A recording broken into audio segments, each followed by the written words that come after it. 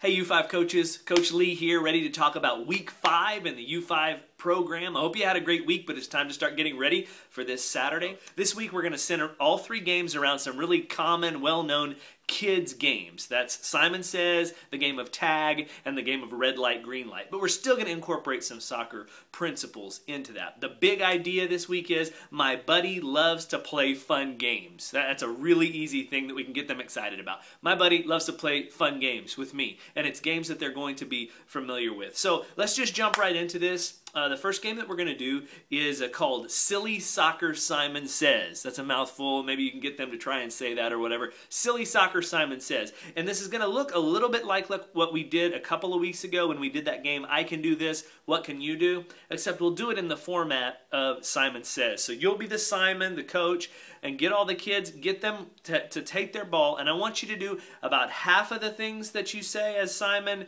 just to be silly, fun, enjoyable things for the kids, and about half of those things to be soccer related. It's everything from just like being like animals. Simon Says jump like a kangaroo, you know, something like that. That would be just a silly fun thing for them to do. Fly around like a plane and make the sound that a plane makes, you know, that kind of stuff.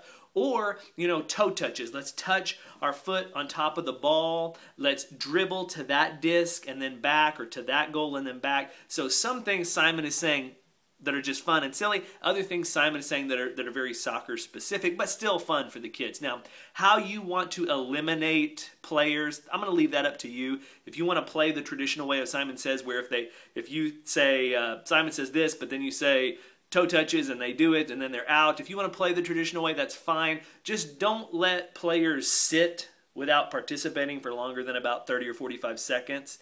Find a way to get them back in. You could probably get through games that quickly in a good game, as Simon Says. They'll be rapid paced, but just let's try and do that for about 5 minutes. It's going to be partially warm up, and it's going to be partially touching the ball, control on the ball, that kind of thing. So let's have fun with the Simon Says thing and make it a fun game. Second activity that we're going to do is called Time for Tag.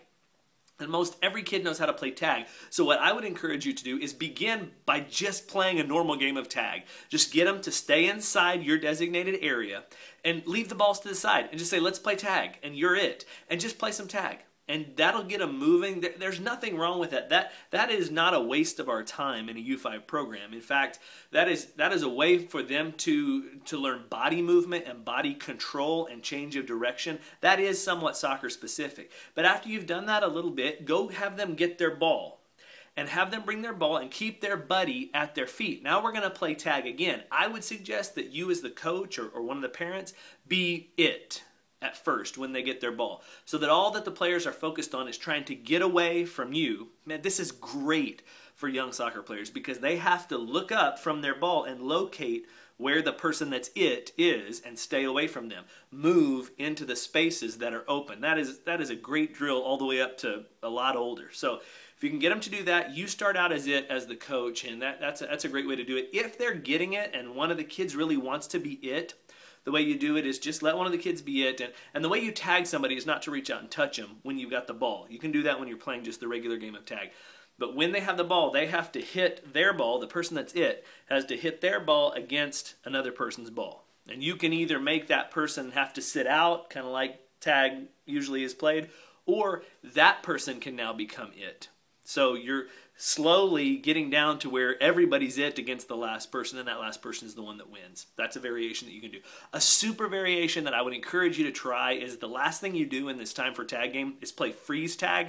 And the way freeze tag would work, play it the same way. You as the coach maybe be the it person, and you chase them around. If you tag them by hitting your ball against their ball, they have to freeze right where they are, pick their ball up in their hands, spread their feet apart, and one of their teammates has to come and pass their ball between their legs, has to kick their ball between their legs. That unfreezes them. Then they drop their ball back down and they're playing again. That's a great variation. You may want to just jump right to that one because kids get jazzed about that one. So freeze tag, if they get tagged, they got to spread their legs apart, hold their ball. Hey, I need some help. Somebody comes, plays the ball through. That's all a lot of ball control, which is great.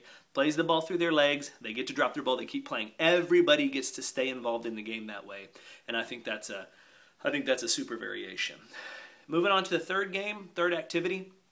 It's radical red light, green light. And a lot of you have played red light, green light before. And the way that works is all the players get on one end. If you want to begin by just playing the game once without their ball, that's fine. They know what red light, green light is. It's kind of that simple to complex idea. You can begin by just playing a normal, traditional game of red light, green light, where all the kids get on one end of the playing area, you get on the other end, and when you turn your back to them, you say green light, and they run towards you. When you spin around, you say red light. Anybody that you see that keeps advancing forward, they have to go back to the start, right? Then you turn again. The first person that gets to you wins. But the way we're going to do this with the ball, and we're going to do two variations. We'll do it basically the traditional way, where all the kids on one end and a coach or parent on the other end, and they are the red light, green light person, right? And the kids have to dribble and control their ball. If, when we turn around and say red light, if they lose their ball out of control, then they have to go back. But if they're able to stop their ball and stop and keep control, then they get to stay where they are and keep going on each green light. This is great for slowing kids down just a little bit from just kicking the ball and chasing it, but to keep it at their feet so that when it's time, they can stop it, they can control it. That's really good, but it's an easy game to play. But the radical version, once we've done that maybe a couple times, maybe we've played regular, maybe we've played with our ball and keeping control of our ball, but a really cool way to do it, and I think the kids will like this, is to, in your playing area, however big your playing is, just grab a disc, okay? And put a disc right in the middle of the playing area. Tell the kids that that's the starting area so they can all kind of gather around that disc. Now, put a coach or a parent on both sides of the playing area, okay? And they alternatingly, and it doesn't have to be this one, then that one, then this one, then that one. I think that's too easy for the kids to figure out. But randomly, they will say, green light, and raise their hand up. And when they do that, all the kids try to go this way and get to that person, if it's this one holding up his hand. But then he drops his hand and says, red light, and everybody has to stop. And then that coach, he or she, may do it again. May say, green light, again, and they advance. Red light. But then alternate randomly between the two. So here's what's happening. The kids may be going this way because this is the green light, but then this coach says, green light over here, and they have to change direction and go the other way. So they're changing direction, and the first kid who gets to one of the coaches during a green light, that's the kid that wins. Okay, and then they all go back to the middle. If they keep going, once the coach puts his hand on red light, or once she puts her hand on red light, if they keep going, if they lose their ball, they have to go back to the middle, back to the center disc. Okay?